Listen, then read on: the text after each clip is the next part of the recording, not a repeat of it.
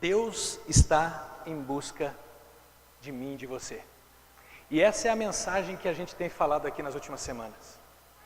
A jornada não é uma história a respeito de nós. A jornada é uma história a respeito de Deus, vindo em busca de mim e de você ao longo das nossas vidas. Semana passada o Crasso levou vocês à introdução dessa série. Ele mostrou como que a trama das Escrituras, a trama do mundo, a história do mundo, ela é cheia de emoções. E que num determinado momento que o ser humano se desconectou de Deus, a pergunta de Deus para o ser humano foi qual? Onde está você? Cadê você, Adão? Cadê você, Eva? Eu não estou vendo mais vocês. Eles se esconderam. E assim a gente vem se escondendo ao longo dos milênios. Como é que foi essa semana para vocês? Vocês escutaram essa pergunta de Deus? Onde está você? Lucas, onde está você? Michele, onde está você? E o que você respondeu para Deus nessa semana? Você não precisa ter medo de sair de trás dos seus esconderijos e dizer: Deus, eu estou aqui. Há 2000 anos atrás, mais ou menos, o Deus Criador rompeu a fronteira.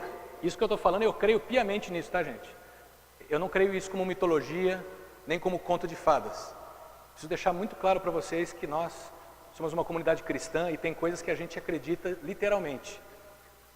Deus rompeu a história, a fronteira da eternidade e adentrou a nossa história. Não sei se dá para entender direito isso. Ele saiu de onde ele vive eternamente, onde o tempo não pode controlá-lo, e ele adentrou o mundo dos seres humanos, a nossa história, para vir nos buscar, porque nós estávamos longe dele, separados. O João diz para a gente que ele se tornou gente e habitou entre nós, e a gente viu, sabe o que nele? Graça e verdade. Ele trouxe graça e verdade a um mundo de mentiras e de opressão. Jesus, a luz do mundo, entrou pessoalmente no nosso encontro. E essa trama, essa história do Deus Criador entrando no universo, entrando na nossa história, mais conhecida como a história de Jesus de Nazaré, que há 2000 anos atrás começou a andar pelas ruas da Palestina, conversando com muita gente, se encontrando com muitas pessoas, tendo conversas muito sérias. Gente como a gente trabalhadora, gente que estava estudando, gente que estava com doença, gente que estava ansioso da vida, gente que não sabia como criar os filhos, gente que não sabia como lidar com o seu casamento. E há 2000 anos atrás ele andava pelas ruas da Palestina, encontrando várias pessoas. João vai dizer para a gente que Jesus estava certa vez no sul de Israel. E o sul de Israel, ele é conhecido como a Judéia. Ele estava fazendo algumas coisas lá, estava conversando com algumas pessoas e de repente ele quis voltar para o norte, que é onde ele estava, mais conhecido como a Galileia. Só que para ele chegar na Galileia, ele tinha que passar por onde? Segundo esse mapa? Samaria. Jesus estava na Judéia e para ele chegar na Galileia, ele precisava atravessar o território de Samaria, que era um território cheio de preconceitos. Os judeus não consideravam os samaritanos como judeus, porque num passado não muito distante, esse povo se misturou com outros povos. E aí eles diziam que eram judeus de sangue, que eles também tinham direito a participar de todos os rituais de adoração, que nem eles, da religião deles, mas os judeus diziam: não, vocês não são, vocês são mestiços, vocês são misturados. E todo bom judeu jurava de pé junto que nunca, nenhum bom judeu deveria passar por Samaria ou conversar com um samaritano. É mais ou menos quando você está nos Estados Unidos e você tem mexicanos dizendo que são americanos. Os americanos mais tradicionais, não os nativos, né, mas os mais tradicionais, eles dizem e falam: você não é americano, que você tem cara de índio, você tem cara de mexicano. Ou talvez, quando a gente vê um negro no Brasil, dizendo que é gaúcho, de sangue.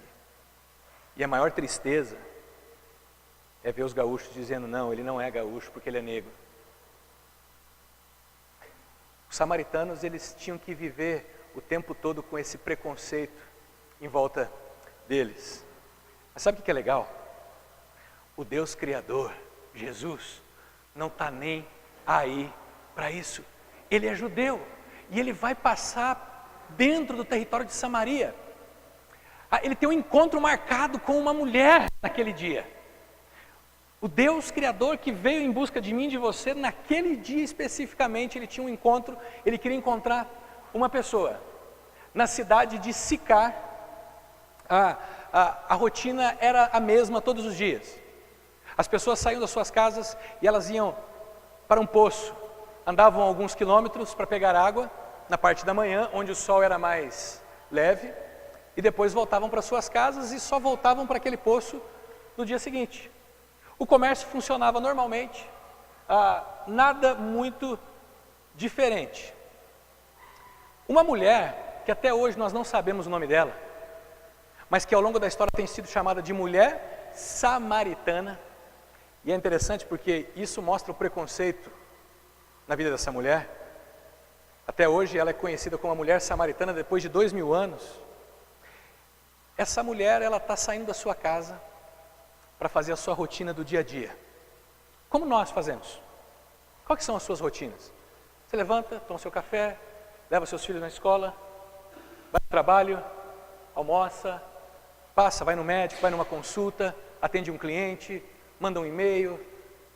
Tarefas ordinárias que todos nós fazemos. Naquele dia, essa mulher não tinha noção do que ia acontecer com ela. Ela estava no seu dia a dia normal. Mas sabe quem estava esperando por ela no poço? Deus. Já parou para pensar no absurdo disso? Deus esperando por você, num lugar que você vai todo dia, normal. Ela sai de casa, só que o João vai dizer para a gente que essa mulher, diferente dos outros cidadãos de Sicar, ela vai ao poço num horário não muito apropriado para se ir tirar água no deserto. Meio-dia. Meio-dia é quando o sol está rachando mamona, velho. É quando o negócio está complicado. Um calor extremamente intenso. E por alguma razão essa mulher escolhe esse horário. Dizem os estudiosos que era porque ela não queria encontrar muitas pessoas. Depois vocês vão saber um pouco mais da história dela, mas ela era vista com maus olhos na cidade.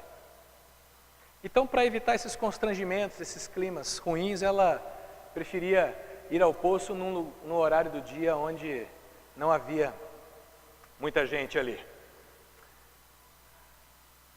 E assim como alguns de nós, ela não fazia a mínima ideia que naquele dia ela iria encontrar com Deus. Você já parou para pensar que você está aqui hoje de manhã? Uma tarefa ordinária essa.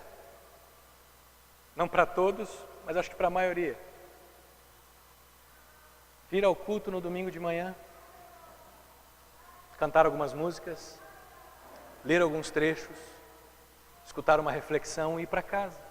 Almoçar com os amigos, comer uma feijoada, outros que não comem feijão, comer um arroz com purê, batata. À noite, alguns voltam para o nosso encontro aqui, outros vão para a casa dos parentes. Uma tarefa ordinária. E se Deus estivesse te esperando num dia desses aqui?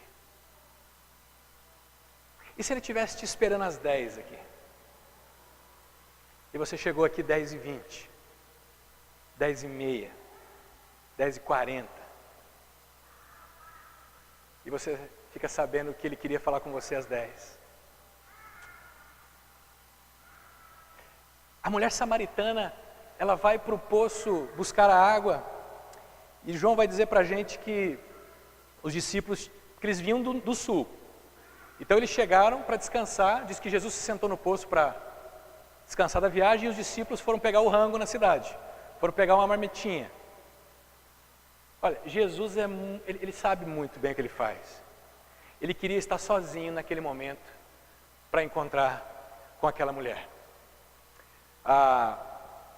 Quando a mulher se aproxima do poço, ela vê uma cena que ela não está acostumada. Tem um homem sentado no poço.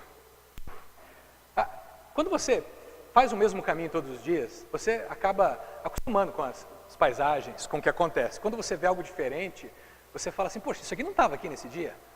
Nossa, eu passei ontem aqui, é que nem algumas, né, esse mercado super nosso aqui, ninguém nunca imaginou que ele estaria ali, eu pelo menos, quando eu vi, estava lá.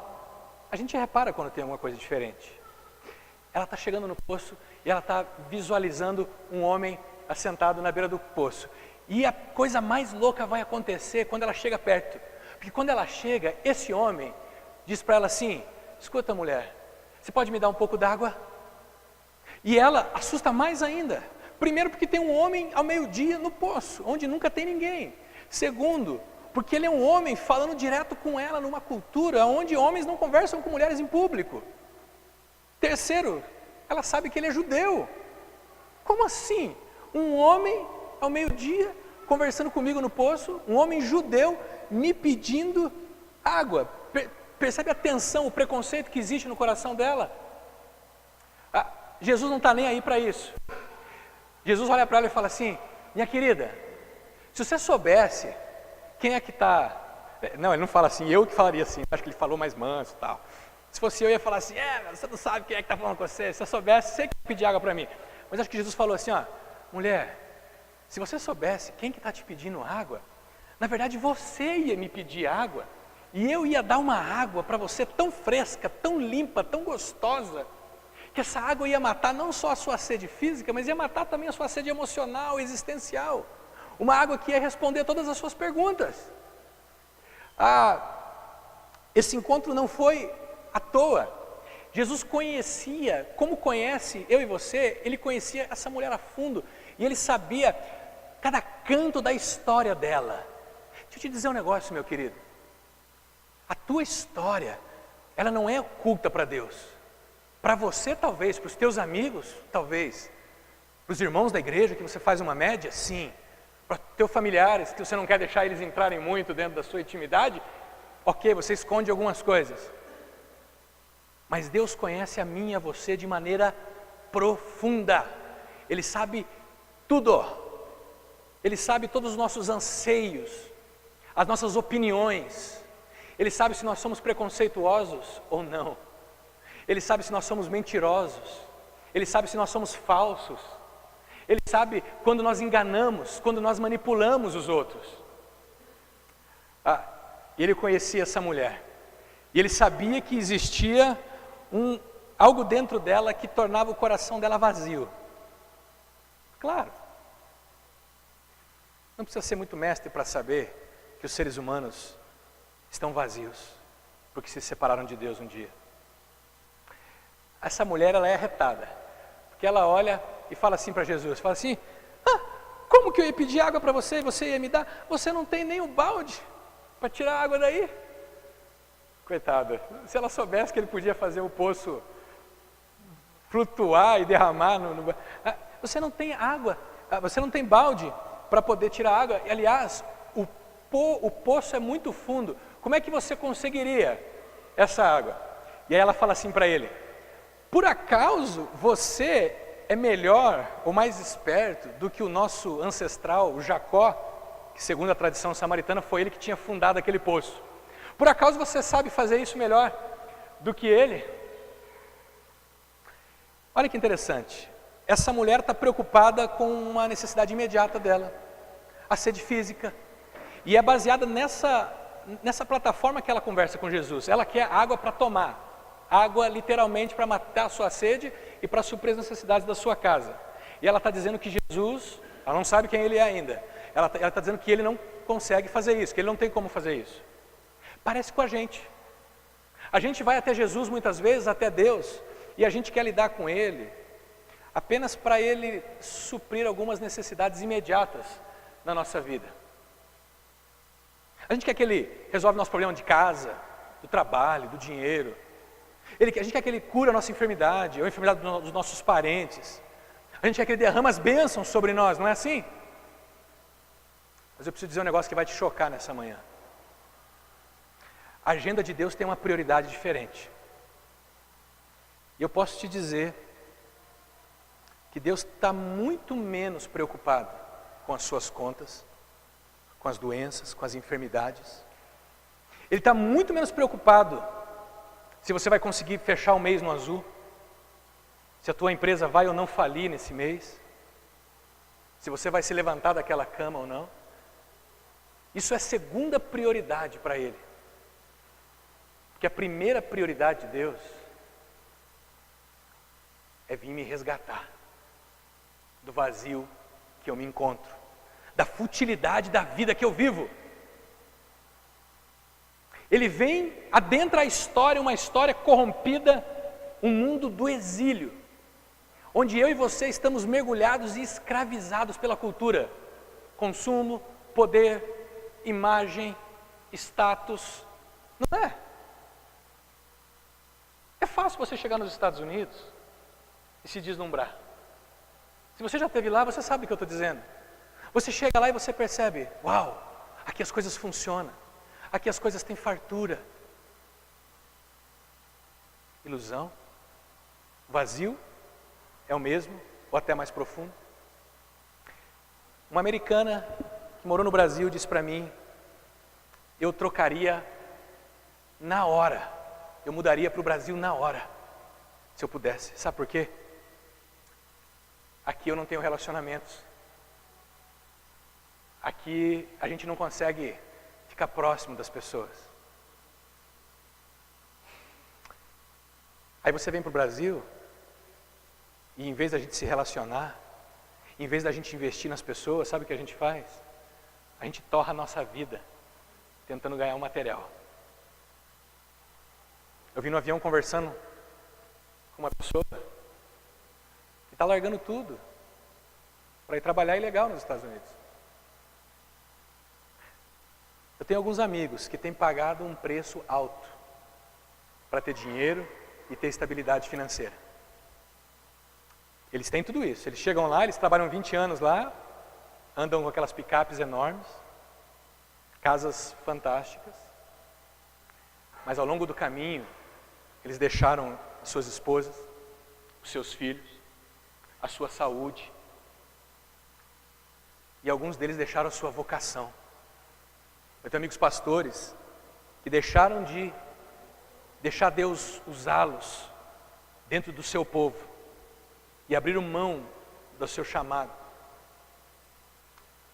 para poder ir trabalhar nos Estados Unidos, para ter dinheiro. Eu sei, todos nós queremos ter uma vida melhor. Mas quando a gente chega diante de Deus Criador, você precisa saber que Ele não está comprometido com essa agenda. Ele está olhando mais profundo, Ele está olhando para dentro de nós e vendo em quem nós somos, em quem nós nos tornamos e como que a gente vive a nossa vida. E Ele sabe que essa mulher, embora ela precise de água, a grande sede dela não é água física necessariamente. Deus, Ele quer nos guiar de volta para a eternidade, e é por isso que parece loucura às vezes. A gente está passando dificuldades, mas a gente anda com Deus, e a gente fala, Deus, como é que é isso? Eu estou andando contigo, mas eu estou vivendo dificuldades. É porque a prioridade dele não está na nossa agenda. Ele tem um jeito diferente de pensar. Essa mulher, ela está achando que Jesus está falando da água do poço, e ela fala, você não tem como tirar essa água. E ele fala assim para ela, mulher, deixa eu te dizer uma coisa, quem beber da água desse poço aqui que você está tirando, vai ter que voltar amanhã, vai ter sede de novo. Alguém tem dúvida disso? Que aquilo que a gente coloca como meta nas nossas vidas, seja de dinheiro, seja de status, seja de terminar o curso tal, ou até de ganhar o corpinho, que nem a do pastor, né? Barriguinha, tanquinho, né? Lavadora de máquina, na verdade, né? Máquina de lavar roupa, né? Quando você chega nos objetivos que você estabelece para a sua vida, você concorda comigo que você descobre que você tem sede de outras coisas ainda? E que aquilo que você achava que iria resolver o teu problema, ele não resolveu, pô. Pô, você casou achando que ia resolver o teu problema e você descobriu que você arrumou mais problema. Mas você não casou também e ficou 15 anos namorando, como uma pessoa que eu conheço aí, e achou que isso iria resolver a sua vida, e não resolveu ainda. Você achou que quando você passasse naquele concurso, ou quando você recebesse aquele bônus no final do ano, a sua vida ia ser de boa, você falou, agora eu vou ser feliz, e você descobriu que você estava sedento de novo. Jesus está dizendo para essa mulher, olha, se você tomar dessa água amanhã, você tem que voltar. E aí ele vai olhar nos olhos dela e vai dizer assim, mas deixa eu te dizer um negócio, a água que eu dou, a hora que você beber essa água, você não vai ter mais sede.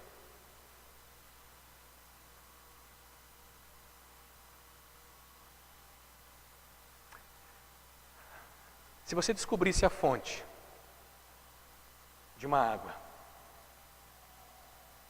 que de fato te deixaria em paz, uma água que te limpasse, que matasse toda a sua sede, o quanto você daria, o quanto você se esforçaria para ter essa fonte? Do que você abriria a mão? A mulher samaritana é uma figura. Jesus está conversando com ela numa boa, Ele está mostrando para ela que existe uma sede interior, que a gente precisa valorizar mais do que uma sede exterior. Ele está dizendo para ela que nós como seres humanos precisamos trabalhar a nossa espiritualidade, a nossa relação com Deus, e ela está achando que nós precisamos trabalhar apenas a nossa vida cotidiana. E aí ele olha nos olhos dela e fala assim, você quer brincar? Então vamos brincar. Ele olha para ela e diz assim, porque ela se prostra e fala assim, então me dá essa água, eu quero essa água, porque eu não quero mais ter que voltar aqui todos os dias. Aí ele olha nos olhos dela e fala assim, beleza, chama o seu marido para mim. Uma pergunta nada a ver, no meio do deserto, meio-dia, uma discussão sobre quem pode pegar água, quem não pode. E aí ele olha para ela e fala, vai buscar o seu marido, daí a gente conversa sobre a água que eu quero te dar. Eu acho que ela está olhando para ele, e quando ele diz vai buscar o marido, ela faz assim,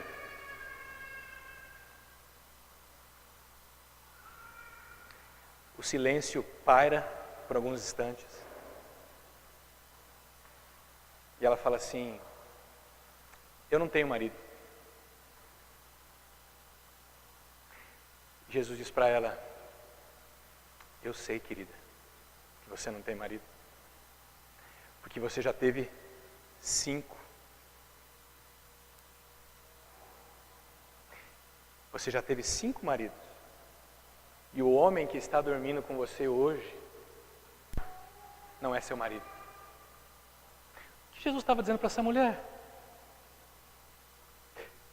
Olha, mulher, nós estamos falando sobre água, que mata a sede física, mas eu sei que você tem tentado ao longo da vida matar a sua sede em relacionamentos afetivos, porque você buscou em 5 homens algo que eles não podiam te dar, e hoje você está escravizada por eles ainda, e o teu sofrimento é porque você tem esperado que uma relação afetiva estruturada vá de fato responder às suas perguntas e te dar a plenitude que você tanto espera.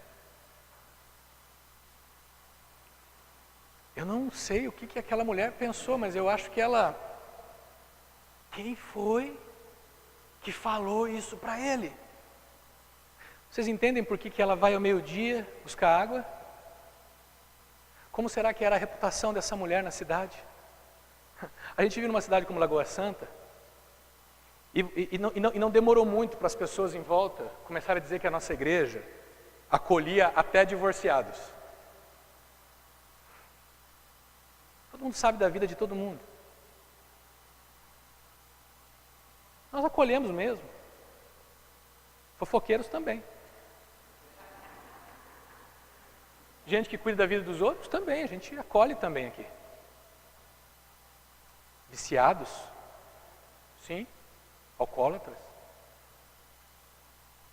Pessoas que têm problema com pornografia. Pessoas doentes. Nós todos temos sede da mesma coisa. Só que a gente manifesta de jeitos diferentes. Essa mulher, a sede dela era manifestada através dos relacionamentos afetivos. E olha só, quando Jesus marca um encontro conosco, a gente tem que saber que você pode caminhar com Jesus até um certo limite sem ficar desconfortável.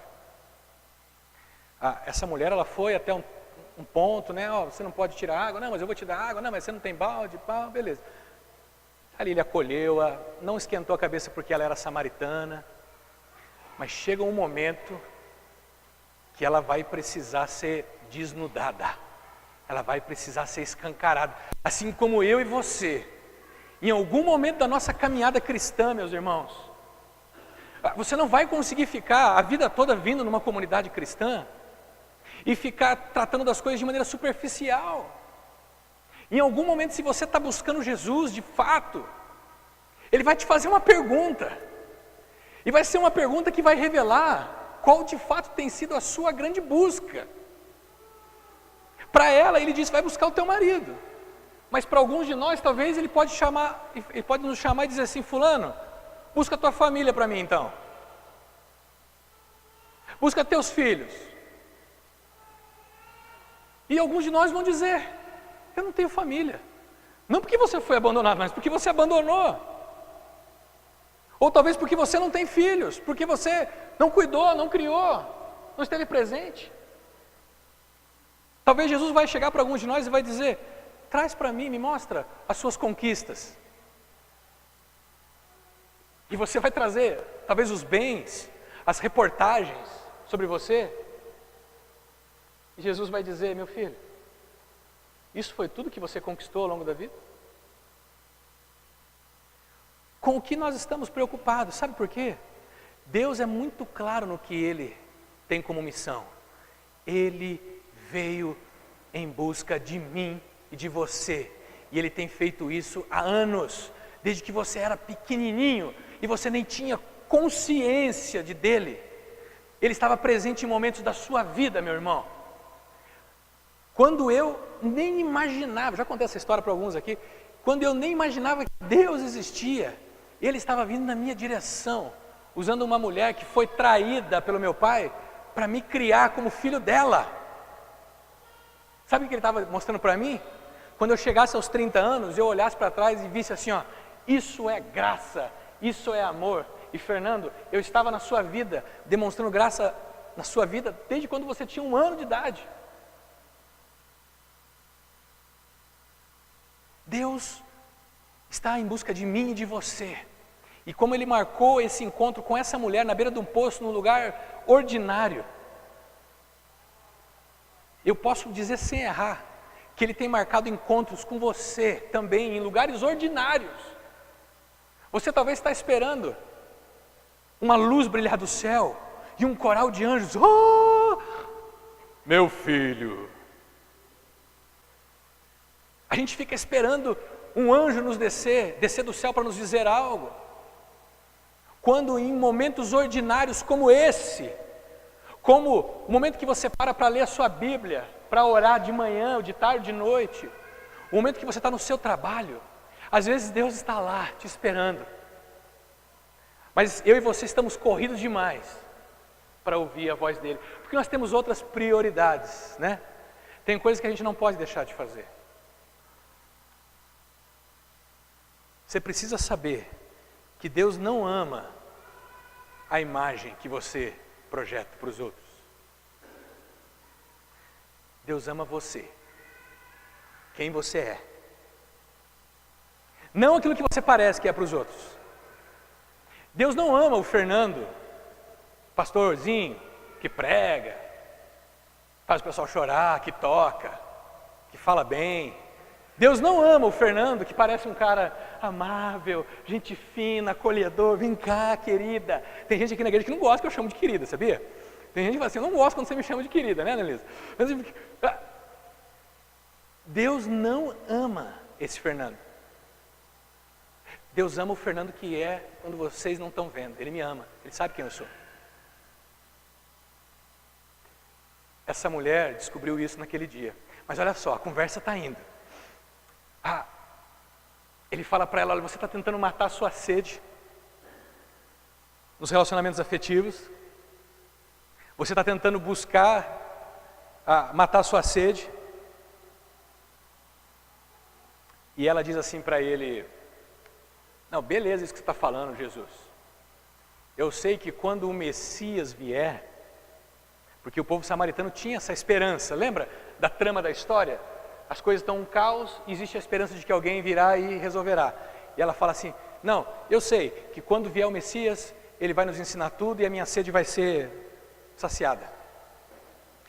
Aí olha a ousadia de Jesus.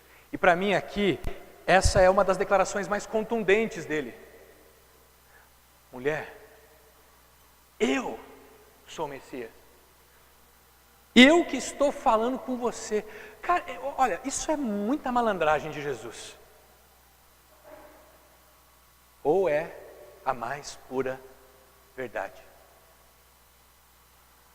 Tá vendo? Tem um ponto que você vem aqui na comunidade e você gosta das palestras que a gente dá. Mas uma hora você vai me ouvir dizer assim, olha, Jesus não é apenas um guru. Ele não é um bom mestre. Ele é Deus. Entrou na história em busca de mim e de você. Ele, Jesus, é aquele que a gente espera, que com coragem, fé e amor vencerá o mal e restaurará todas as coisas à perfeição.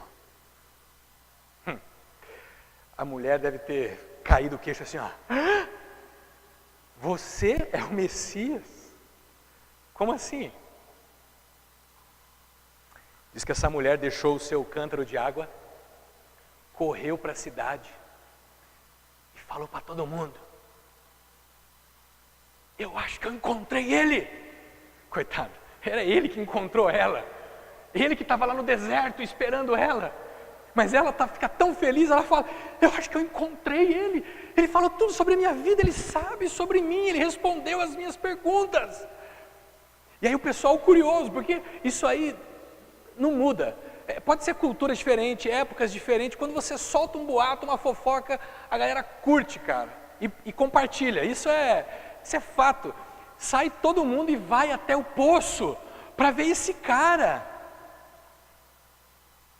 E o texto de João diz para a gente que o pessoal creu, primeiro por causa do que ela falou, da experiência que ela teve com ela, mas depois porque eles mesmos experimentaram algo.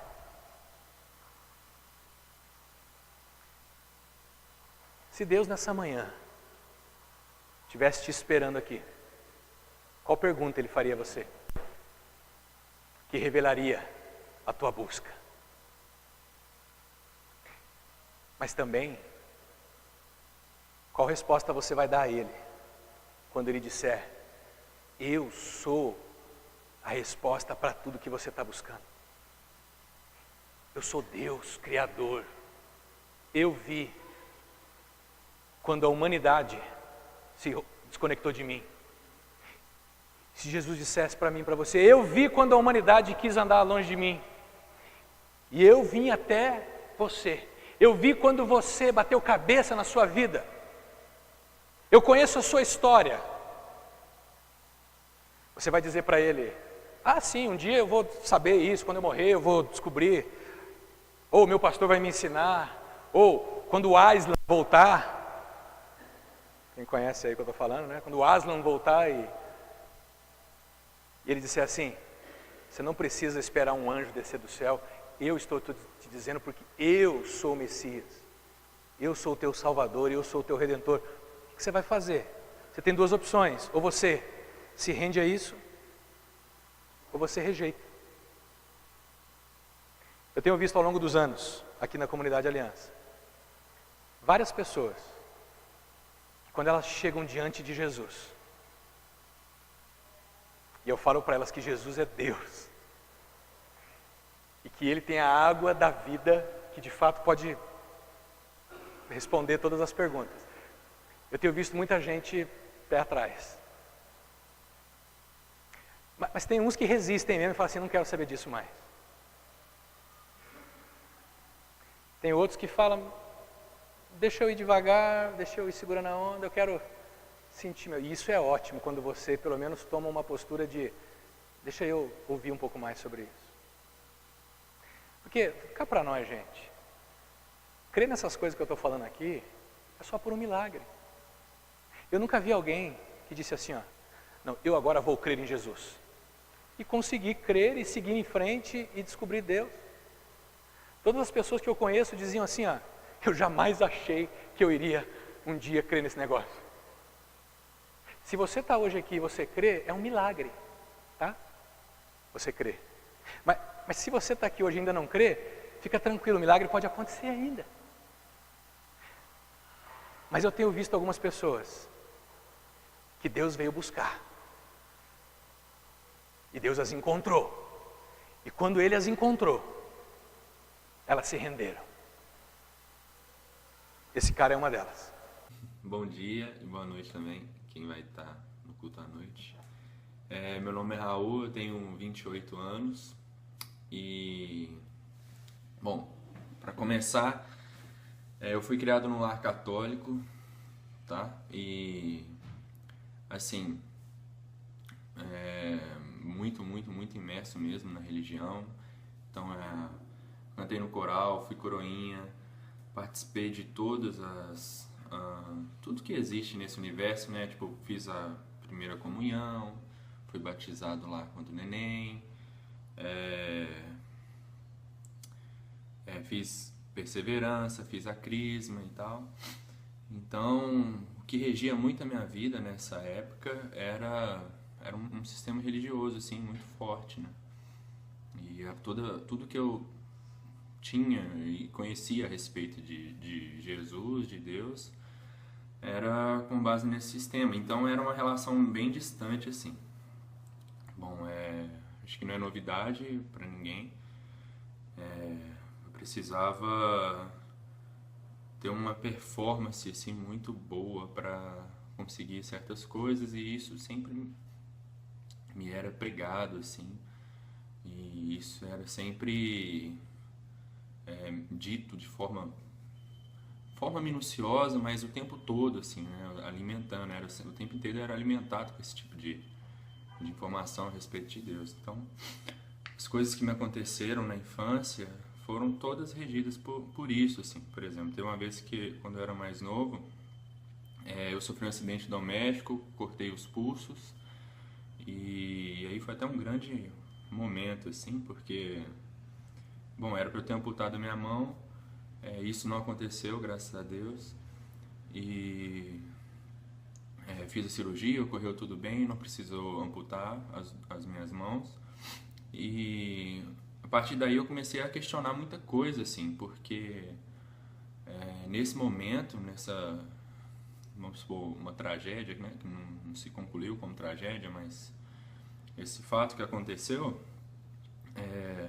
eu escutava muito que era Nossa Senhora de algo me salvou, Nossa Senhora das Dores estava com a minha mãe quando ela estava chorando, enfim, então esses elementos desse universo do catolicismo, assim, eu comecei a questionar muito porque, não sei, eu comecei a pensar, se não era Deus, só Deus que tinha feito isso por mim, e qual que era o propósito disso tudo. Então ali eu acho que, mesmo sem entender o sentido da palavra, eu acho que já estava começando a pegar um pouco a questão de jornada, assim. Mas, e aí, passei por outros momentos também em família muito difíceis na minha adolescência, e foi um momento de conflito onde eu comecei a questionar alguns valores, e minha cabeça estava um turbilhão de coisas. Eu estava fazendo química na Federal, tive que abandonar o curso porque não estava dando conta. Comecei a entrar em depressão, mas não conseguia falar isso para ninguém. Mas bom, e aí teve um dia que eu conheci uns caras, uns amigos aí, que começaram a me levar no monte e tal, e comecei a ver a outra perspectiva da religião protestante, assim, e tal. Só que aí, aquela coisa, no monte eu sentia algo assim que era mais, vamos dizer, eloquente, assim, e até engraçado, assim, porque era muito nítido os caras querendo que eu batizasse e tal. Se o Julimar tiver aí, ele vai até começar a rir, porque era bem isso aí mesmo. E, poxa, era várias coisas pra me fazer batizar e aceitar Jesus e tal, e sempre aquele discurso assim, se não batizar não será salvo e tal. E, bom, isso até que me chamou a atenção querer entender esse universo assim, mas ainda tinha um elo com Maria que era muito forte, assim, porque, pô, a infância toda, a adolescência, a vida inteira sendo regido sistematicamente por esse universo do catolicismo. Isso começou a ser confrontado e não foi fácil, não. Mas aí, o pessoal, nessa insistência e tal, nunca dava certo e tal, eu comecei até a ir em células com eles, mas teve uma célula, cara, que foi assim, foi punk, porque foi no dia que eu conheci o Fernando. E aí,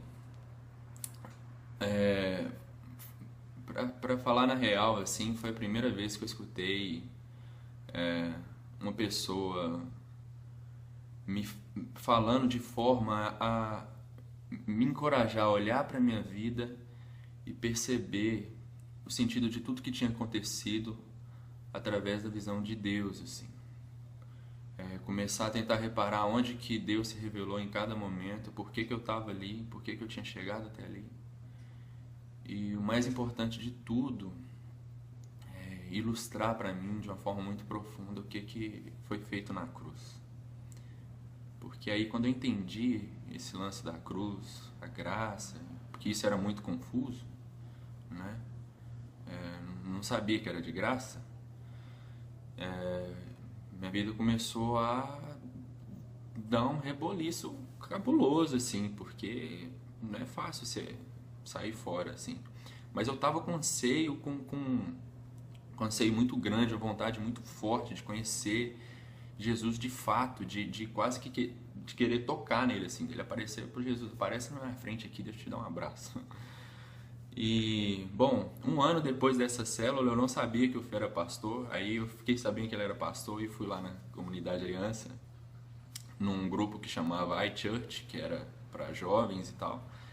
E aí no iChurch foi bacana demais, eu escutei muitas coisas, falei muitas coisas que eu queria falar, assim, a respeito da vida. Foi um momento legal, assim, muito bom, para poder falar de coisas que eu nunca tinha falado, começar a escutar pessoas falando coisas que eu nunca tinha escutado, pessoas da minha idade e tal, a respeito de Jesus mesmo. E foi muito legal. E depois do iChurch, poxa, parei para conversar com o Fê. E isso aí era 10 horas da noite, a gente terminou de conversar umas 3:30 da manhã. E, bom, eu tava com um anseio tão forte, mas tão forte sobre conhecer Jesus, que eu achei que eu tinha sido até batizado naquele dia, porque foi o dia que eu consegui falar tudo a respeito da minha vida, me libertar de fato da cosmovisão religiosa, de tudo que rege esse universo religioso. Então, bom, eu acredito que naquele dia, assim, tudo se fez muito claro para mim a respeito de Jesus. Eu acredito muito que era um momento que Deus tinha preparado para mim e que tinha colocado o Fernando nessa situação. Bom, e a partir daí, poxa, é só amadurecimento, porque graças a Deus a gente vem caminhando junto e vamos sempre caminhar junto como comunidade. Comecei a entender a família estendida, através dos meus amigos, Julimar, Rafa, Henrique, Pedrão, o Jay, Berê, Esther, a Bia, todo mundo, todos vocês aí, todos vocês. Se eu parar para falar nome aqui, Tec, a Lu agora, Aninha, enfim. E isso, poxa, eu vi que isso é viver o reino de fato. E aí, se eu parar para pensar de lá, naquele momento, naquela noite, até hoje, até as coisas ruins que me aconteceram, até os pontos em que eu tive que ser resiliente, foram extremamente importantes. Extremamente. E daí vem a noção de jornada, porque eu tinha que ter passado por certas coisas. E conhecendo com meus amigos, conhecendo com a minha família estendida, cada vez mais a palavra, entendendo a palavra, porque o que dá essa noção pra gente, eu acredito muito que tá lendo a palavra mesmo, assim, tá por dentro, buscar compreender, e a gente tem isso aqui de sobra, graças a Deus, mano. A gente tem uma comunidade séria que fornece isso pra gente. A gente tem a Jornada, o Marcos, o Gálatas. Então, assim, esse convívio, essa vivência, me faz entender tudo onde eu tô hoje, aonde eu quero ir, conseguir enxergar de forma linear tudo isso e juntar os pontos também, e conseguir também pensar fora da caixa nos momentos de conflito da minha vida, nos momentos de questionamento.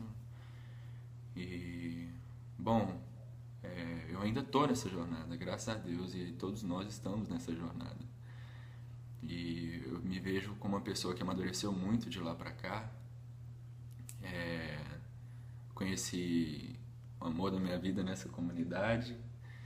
E, bom, daqui a pouco a gente tá casando aí.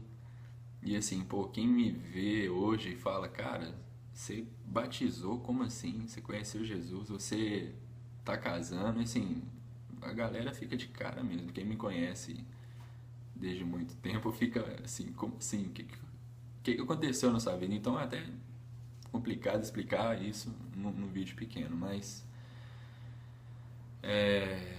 não tem nada mais maravilhoso, engrandecedor do que caminhar com Jesus, não tem. E essa é a maior luz da minha vida. Saber que é olhar para trás e ver que as correntes foram quebradas de fato, e hoje eu caminho na luz da cruz. Não tem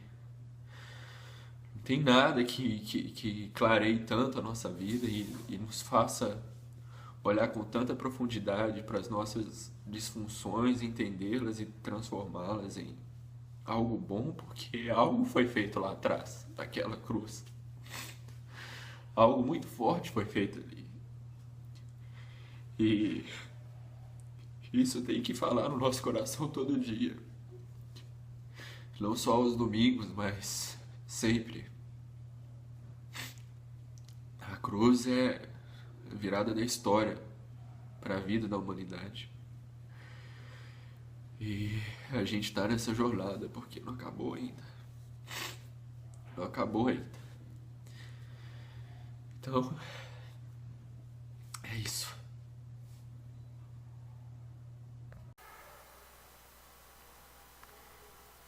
Essa manhã, o que tem impedido você de se render a Jesus? Se você disser para mim que você é uma pessoa muito complicada e que você precisa ficar um pouco melhor para depois se render, então eu vou te dizer uma boa notícia. Não é isso. Não se preocupa com isso. Isso aí, Jesus já sabe que você é. Se você de repente disser, olha, eu ainda quero curtir demais a minha vida, eu quero aproveitar outras coisas, depois eu me interesso por essa questão de espiritualidade. Então deixa eu te dizer algo. A vida que você pode curtir, tendo uma mente renascida, A vida que você pode viver tendo a sua sede suprida é muito, muito melhor do que você viver com sede por aí.